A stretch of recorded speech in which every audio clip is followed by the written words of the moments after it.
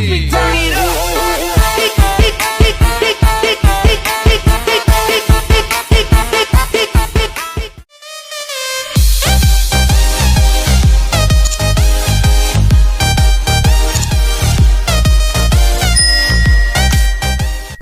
Assalamualaikum warahmatullahi wabarakatuh.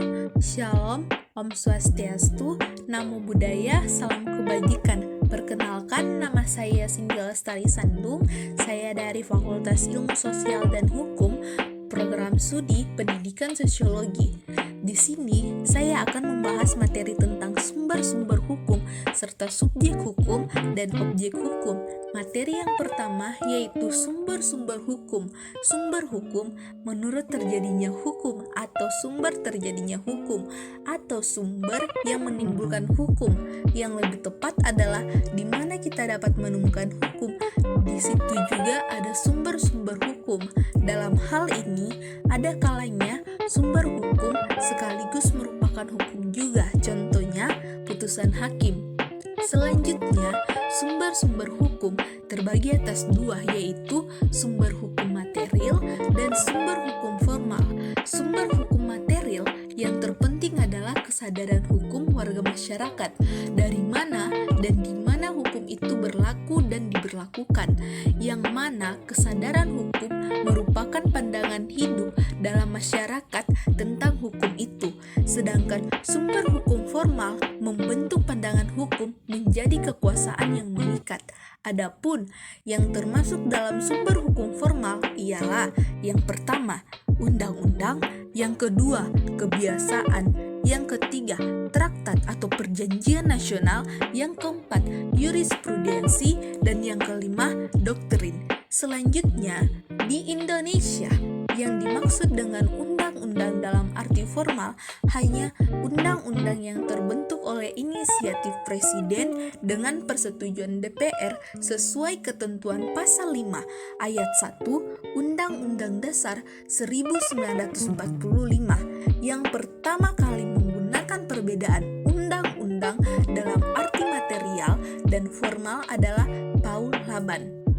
Selanjutnya yaitu pertama, undang-undang. Undang-undang yang identik dengan hukum tertulis atau ius scripta sebagai lawan hukum yang tidak tertulis yaitu ius non scripta. Undang-undang dapat dibedakan sebagai berikut. Yang pertama, undang-undang dalam arti formal yaitu keputusan yang dilihat dari bentuk dan cara terjadinya sehingga disebut undang-undang. Yang kedua, undang-undang dalam arti material yaitu keputusan atau ketetapan penguasa yang dilihat dari isinya dinamai undang-undang dan mengikat setiap orang secara umum menurut Sudikno. Selanjutnya, hierarki perundang-undangan sesuai dengan asas lex superior derogat legi inferiori, artinya undang-undang yang mempunyai derajat lebih rendah dalam hierarki perundang-undangan tidak boleh bertentangan dengan yang lebih tinggi. Sangat penting bagi kita untuk mengetahui hierarki perundang-undangan yaitu sebagai berikut. Yang pertama, Undang-Undang Dasar 1945, yang kedua, ketetapan MPR, yang ketiga, undang-undang atau peraturan pemerintah pengganti undang-undang, yang keempat, peraturan pemerintah, yang kelima, peraturan presiden, dan yang keenam, peraturan daerah. Dan selanjutnya yang kedua yaitu kebiasaan. Kebiasaan merupakan sumber hukum yang ada dalam kehidupan sosial masyarakat dan dipatuhi sebagai nilai-nilai hidup yang positif.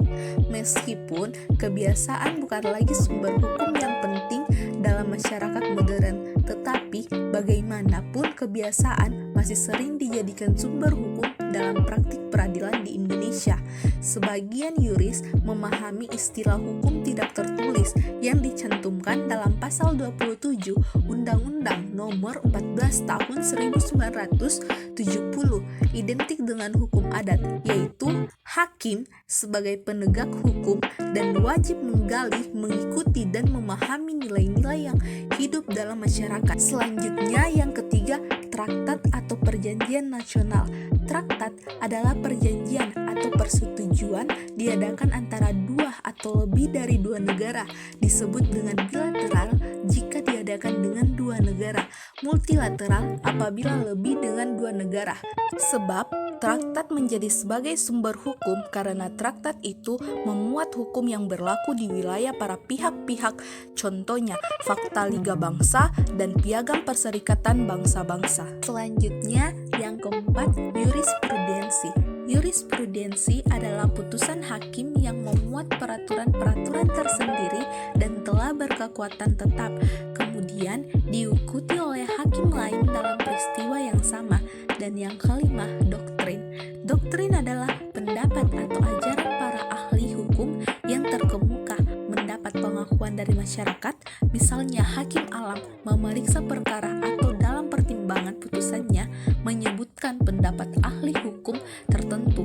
Dengan demikian, hakim dianggap dapat menemukan hukumnya dalam hukum formil. Selanjutnya, materi yang kedua yaitu subjek hukum.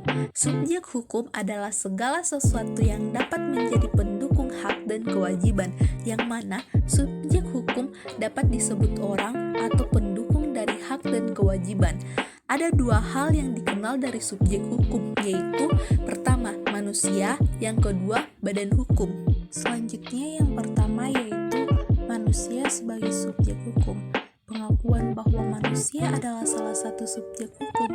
Setiap manusia telah menjadi subjek sejak ia dilahirkan, bahkan jika kepentingannya menghendaki. Sejak masih dalam kandungan pun ia telah menjadi subjek hukum, kecuali jika meninggal pada saat dilahirkan. Berhentinya manusia sebagai subjek hukum ialah ketika ia meninggal dunia. Ini berarti tidak dikenal lagi adanya kematian perdata yang berakibat dicabutnya hukum-hukum keperdatan seseorang ketika ia masih hidup. Sebagai subjek hukum, setiap manusia memiliki hak dan kewajiban tanpa kecuali. Inilah yang menjadi kewajiban hukum untuk memiliki hak dan kewajiban. Jadi, setiap manusia memiliki kewenangan untuk memiliki hak dan kewajiban, tetapi belum tentu memiliki kewenangan untuk bertindak sendiri hak dan kewajibannya. Adapun golongan manusia yang tidak cakap untuk melakukan perbuatan hukum itu sendiri disebut personae miserable, yaitu sebagai berikut. Yang pertama, manusia yang belum mencapai usia 21 tahun dan belum kawin. Yang kedua, manusia dewasa yang berada di bawah kuratel atau pengampuan. Yang ketiga, istri yang tunduk pada BW. Selanjutnya yang kedua yaitu badan hukum sebagai subjek hukum. Badan hukum merupakan perkumpulan yang dibentuk oleh manusia untuk tujuan-tujuan tertentu.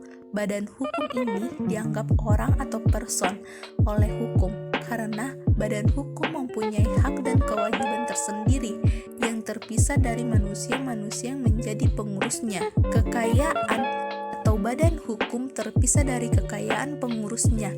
Jika manusia diistilahkan naturally person, maka sebagai person, badan hukum diistilahkan res person.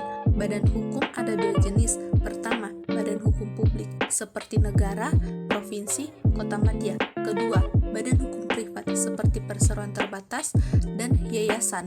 Selanjutnya, materi yang ketiga yaitu objek hukum. Setelah mengetahui apa dan siapa subjek hukum, maka selanjutnya objek hukum. Objek hukum adalah segala sesuatu yang bermanfaat bagi subjek hukum, serta yang dapat menjadi objek dalam suatu perhubungan hukum. Objek hukum juga sering disebut benda, yaitu segala barang dan hak yang dapat dimiliki orang. Selanjutnya, benda dapat dibedakan atas beberapa golongan. Di antara penggolongan itu ialah sebagai berikut. A. Pembedaan benda berwujud dan benda tidak berwujud. Pertama, benda berwujud adalah segala sesuatu yang dapat diraba oleh panca indera, contohnya buku, rumah, listrik, dan yang lain-lain. Yang kedua, benda tak berwujud adalah segala macam hak, contohnya hak cipta, hak merek, dan lain-lain. Selanjutnya, B. Pembedaan benda bergerak dan benda tidak bergerak. Pertama, benda bergerak adalah benda-benda yang dapat dipindahkan. Benda bergerak itu sendiri masih dapat dibedakan sebagai berikut, yaitu A. Menurut sifatnya dapat bergerak sendiri seperti hewan dan lain-lain. B. Dapat dipindahkan dipindahkan seperti buku, meja, jam, dan lain-lain. C. Karena ditetapkan sebagai benda bergerak oleh undang-undang, maka hak-hak atas benda bergerak. Selanjutnya, nomor 2, yaitu benda tak bergerak adalah benda yang pada asasnya tidak mudah atau tidak dapat dipindahkan. Benda tak bergerak ini dapat dibedakan lagi menjadi 3, yaitu A. Menurut sifatnya, seperti tanah dan semua yang didirikan di atasnya seperti rumah dan lain-lain. B. Menurut tujuannya, benda-benda yang oleh pemiliknya dihubungkan dengan benda yang karena sifatnya termasuk benda tak bergerak, seperti alat-alat percetakan yang ditempatkan di ruangan percetakan. C. Karena penetapan undang-undang seperti hak-hak atas benda tak bergerak juga kapal besarnya 20 meter persegi oleh undang-undang digolongkan benda tak bergerak, meskipun dalam kenyataannya dapat bergerak atau berlayar. Dan itulah materi yang terakhir yang saya bacakan. Adapun kesimpulannya, yang pertama, sumber bukan menurut terjadinya hukum atau sumber terjadinya hukum atau sumber yang menimbulkan hukum. Yang lebih tepat adalah sumber hukum itu adalah di mana kita dapat menemukan hukum itu. Dalam hal ini ada kalanya sumber hukum sekaligus merupakan hukum juga, contohnya putusan hakim. Adapun sumber hukum itu sendiri yaitu sumber hukum material dan sumber hukum formal. Yang kedua, subjek hukum adalah segala sesuatu yang dapat menjadi pendukung hak dan kewajiban. Lebih singkat dapat dikatakan bahwa subjek hukum adalah pendukung dan kewajiban. Adapun subjek hukum itu sendiri yaitu manusia dan badan hukum. Objek hukum adalah segala sesuatu yang bermanfaat bagi subjek hukum serta yang dapat menjadi objek dalam suatu perhubungan hukum. Objek hukum juga sering disebut benda, yaitu segala barang dan hak yang dapat dimiliki orang. Benda dapat dibedakan atas beberapa golongan. Di antara penggolongan itu ialah sebagai berikut: pembedaan benda berwujud dan benda tidak berwujud, pembedaan benda bergerak dan benda tidak bergerak. Itulah beberapa penyampaian materi yang bisa saya paparkan. Sekian yang bisa saya sampaikan. Mohon maaf jika ada salah kata, karena sesungguhnya tidak ada manusia yang sempurna, karena kesempurnaan hanya milik Tuhan saja. Saya pamit undur diri, karena kalau maju dianggap pekah. Terima kasih.